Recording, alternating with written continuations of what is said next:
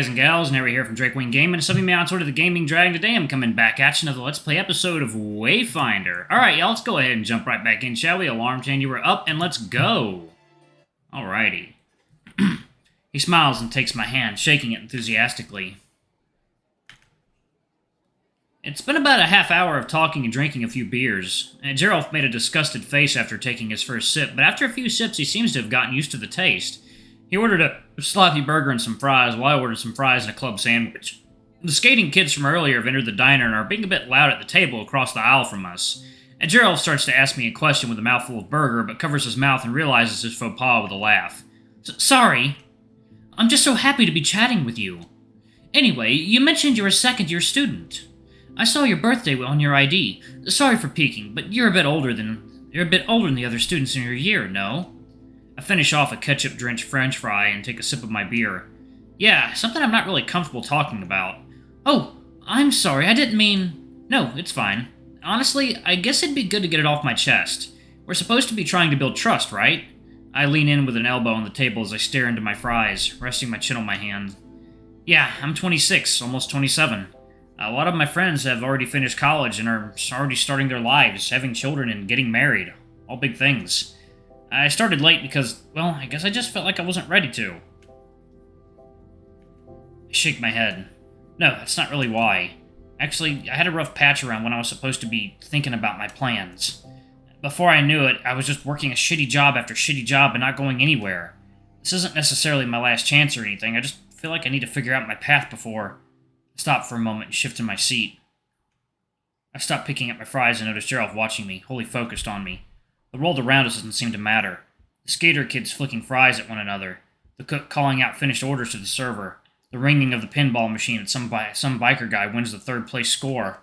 All of it vanishes. Geirolf? Fynn. Geirolf half stands to lean over the table between us, his abs pressing against the edge and his tail elegantly curling around the corner as if to support his body. He reaches out to me through an eternity of muffled distractions. I feel the hot blush on my cheek as his finger caresses my chin. Then he wipes some ketchup off of it. Sorry, you may continue. I was distracting, but I'm following so far. I laugh and shake the heat off my face. No, it's alright. I think that's mostly it. I don't know what I want. I feel like I'm losing time to find out. Geirolf frowns and sighs. I know how you're feeling, Fynn. You do? He seems so young, but in truth I have no idea how old he really is. So he could be in the same boat as me. Yes. I was the only remaining son of the leader of our village during the Blight. I was sick often as a child, and so, after I caught and survived the Blight, my father and mother locked me away in the wing of our castle. The only remaining son? Second now, water time. Got some good bubbly. With nobody to talk to, nobody to play with, I grew up almost completely isolated save for the howl, the call of my triplet sister, Yilva, and my teachers, and very occasionally my parents. Triplet sister. Oh! Geirolf lost a brother. Should I bring it up? So I stayed there in my tower, reading and looking out to the sea, dreaming of my great escape. That explains his scent. I wonder if he'll smell less like this the longer he's away from his tower prison. I hope not. I have been alone, and quite frankly jealous of my sister. She's always been able to see and explore and experience all the wonders of our village and even other villages, although I don't blame her. She isn't the heir to the family's standing, nor is she a candidate for great chief. She'll be taken care of financially her whole life, and, while she has had many accomplishments, she needs not worry, as I do, about being ready to lead. I see. Sorry. I can imagine how lonely you must have been. In spite of the luxuries of living in wealth, you're under some serious pressure, and had to deal with most of your issues alone. It's be so freeing to be here. I understand your behavior a bit more now. I hesitate a moment. Arkin says his brother died to the Blight but was able to be revived, that it caused him to have permanent debilitations. Geirolf, did you lose a brother to the Blight? Geirolf's eyes meet mine with surprise and waver a bit. Then he turns them away toward the kids across the aisle who are arguing over which milkshake flavor is the best. His eyes well up a second, but he shakes his head and smiles. You picked up on that, huh? Yes, I lost my brother Torgeir. I'm sorry, Geirolf. That must have been so horrible. And to have his parents isolate him afterward. How did Geirolf even get to grieve? I've half a mind to tell off his parents for their negligence. How cruel to leave a child on his own, but it's not my place to say so in front of him. Geirolf exhales. His face is resolute now. So, as you can guess, my peers have been off exploring the world, making new discoveries and charting unknown frontiers. Meanwhile, I'm sitting alone in a castle wing waiting for any chance to get out, so when the opportunity arose, I took it. I know your regrets and your shame, and your hope, Fynn, because I've felt them all. I shake my head. My cage was of my own making, though. At least keeping myself in it was. I lived stuck in the past. It made me forget to experience what life is like in the moment. Yours was forced on you, Geirolf. I'm sorry you had to go through that. The conversation has hit a pretty somber streak, so I try to change that. So, you've only recently been set free? He nods to me, just about finished his burger. Yes, when my name was called to come be a candidate, well, I did not hesitate to answer the call. I want to experience many new things, and I'm done being holed up if I can help it. The longer I am away from that prison, the better, and all the more wonderful in your company, Fynn. I am very glad to have found you. I'm glad you're here, Geirolf. And maybe we can look for new things to see and experience together. Alrighty, y'all, we are back. 1 second. Okay. It'll be fun. The wolf giant is beaming at me, and I can't help but smile back. At the table across the aisle from us, I can feel the stares of the skater kids and suddenly become extremely self-aware. Man, the old people are weird. Let's go before the arcade closes. Before we can respond or even feel embarrassed, the skater kids are already leaving, and Geirolf and I stare at one another again for a few seconds and then start to laugh. Geirolf and I are just about finished as well, so I call the server for the check. Our conversation begins to drift in and out of mind speak as the server gives us our bill. So, what do you want for your future, Fynn? We sort of just inserted ourselves into your life. I hope we didn't put your plans on hold or anything too drastic. I smile at the thoughtfulness. At least Geirolf seems to be respectful enough to think about how his actions affect people, unlike what I heard of their elders from Arkan the day before. I reach into my pocket and pull out my wallet. Well, honestly, I don't know exactly what I want. I feel like I've been static for so long, and I just need to try to find something I'll enjoy or feel happy doing. What I hope I find is the feeling that I've done something important or meaningful, maybe even find my place in the world. Geirolf seems amused by my response and nods. I see. I can respect that. It's not too much of a lofty ambition to hope to leave the world having done some good. I smile. So, what about you? Any lofty ambitions of your own? And Geirolf's laugh is hearty and, this time, genuine. The look he gives me is almost sweet enough to make my teeth tingle. Nothing too lofty, I hope. I would just like to see many parts of my realm to be able to make all kinds of friends. I want to be able to help people all over Jotunheim. I think on this and remember something. Oh, right, you mentioned New Frontiers earlier. What's that about? Oh, well, you see, our realm isn't wholly discovered yet. He leans in and whispers. There are a great many climates and dangers that hinder our progress. From what I've read about the humans of your realm, I'd liken our understanding of our world to the 10th, maybe 11th century here. Oh, so like when the Vikings were exploring and pillaging and voyaging. Geirolf looks at me quizzically and I wave it off. I realize I forgot to take the money for the check out of my wallet and dig through it. We'll talk about that another time. So, it seems like there's some great adventure to be had in your realm. Sounds incredible!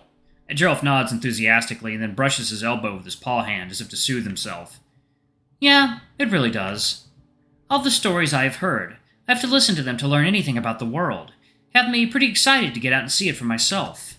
So, why do you want to be the Great Chief anyways? Don't you really just want to explore? Oh, Fynn, do not get me wrong. At first the elders called my name and I wanted to be free, so I agreed to participate. However, I really thought it through the first night and again after I met you. I seriously want to see my world, but I am not naive enough to think the world is all good. All I have seen from my windows is a boundless, beautiful ocean. Meanwhile, the bad goings-on in the villages nearby go unseen by any of my kin. I am ready to take the bad with the good. I need to see, to understand, the people I may one day lead. Their problems, their joys, their hopes, and even their losses. The knowledge that I'd be making a difference in seeing my world at once, well, it's enough to make me feel like I could catch the moon. I smile as I leave money and a tip inside the little book with the check. It's a very noble outlook, Geirolf.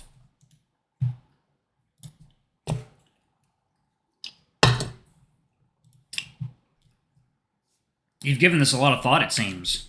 Geirolf smirks and nods. Fynn, where is this arcade?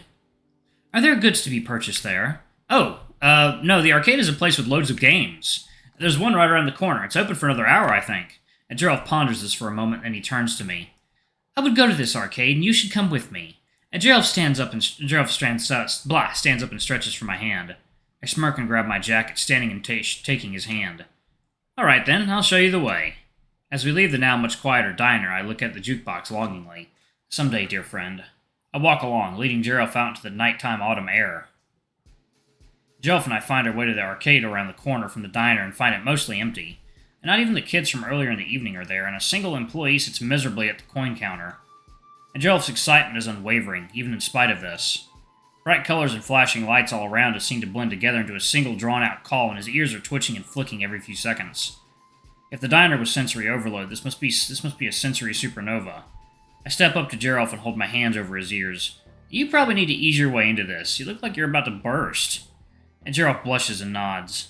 Yes, Fynn, I can see and hear everything. How are there so many sounds? I chuckle.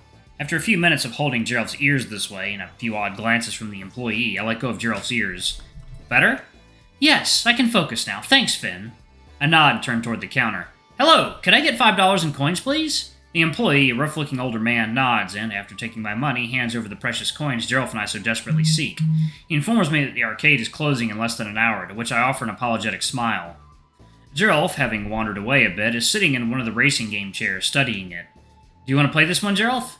How is such a mount operated? I'll show you. At first, I awkwardly hover over Geirolf and debate getting closer to show him the functions. I chicken out, my face going red, and I move to the seat next to him.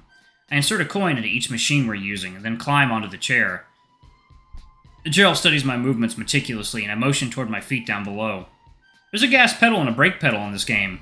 You push on the gas when you want to move faster, and then press your foot to the brake if you want it to stop. I turn the steering wheel. This turns the car to your liking. In the race, you'll have to be quick to decide how much to turn it. Geirolf nods and leans in, gripping his steering wheel. Right, I am ready. The game counts down, and our race begins. Geirolf and I race a few times. We both lose the first race to the NPCs, but he manages to win the second time, and I narrowly win the third. I never was any good at these. You did amazingly, though. I laugh and pat Geirolf on the shoulder, and his smile is precious. We move from machine to machine as I explain the various intricacies of each to him. Foosball, pinball, whack-a-mole game. After each machine, tickets have been coming out. Geirolf finally catches this and gives me a questioning look. What are these little things? Oh, these tickets are used to trade for prizes. I point toward the counter. You can get things from the man over there, but most people only ever earn enough to get a pencil or some candy. How unfortunate. Mayhap we can win something better then. I nod. Yeah, let's go win some more tickets and then we can try it. Geirolf laughs and nods. We wind up at a shooting game. Geirolf picks the rifle-shaped controller up like a sword, examining it. It's a rifle. You'll aim it and fire at enemies on screen. Geirolf has the cutest look of confusion on his face. Aim and fire? He holds it like he's going to throw the controller at the screen, and I hurriedly rush over to grab his arm. I suppose this time I'll have to, bite the bullet. Here, I'll show you. I take the controller and put the grip in Geirolf's hand. I hold his arms and position him gently into a shooter stance, turning a part of his torso forward. I take his free arm and hand holding the rifle and positioning them at the level with his upper chest and put the stock of the rifle against his bicep. This here is the trigger. You'll pull that to fire on screen. There will be a little aiming reticle on the screen when you play that will determine what you hit. This game has 2 controllers, so we can play together. I happily pick up the second rifle. I'll cover you. Try your best. Leaning forward to put the tokens in the machine, I press start for both of us and stand back. Alright, y'all. I'm actually going to pause it right there. I got to get ready for work. Alright, thank y'all so much for watching. Don't forget to like, comment, subscribe, ring that notification bell, and check out our Patreon if you can. It always helps. Before I go, I'm going to give a quick shout out to our lovely bronze tier patrons. Thank you all for all you do for the channel. We greatly appreciate your support. Thank you to our silver tier patron, Cade Silverman. Thank you for going a bit above and beyond. It's greatly appreciated. Thank you to our gold tier patron, Trezum Guy. You're awesome. We love you. Thank you for subbing to Ultimate Tier. Anyway, if y'all want to get your names in the credits, get access to all of our not safe for work contents as little as $5. Alrighty, I love you all, and I'll see y'all in the next video. Bye-bye!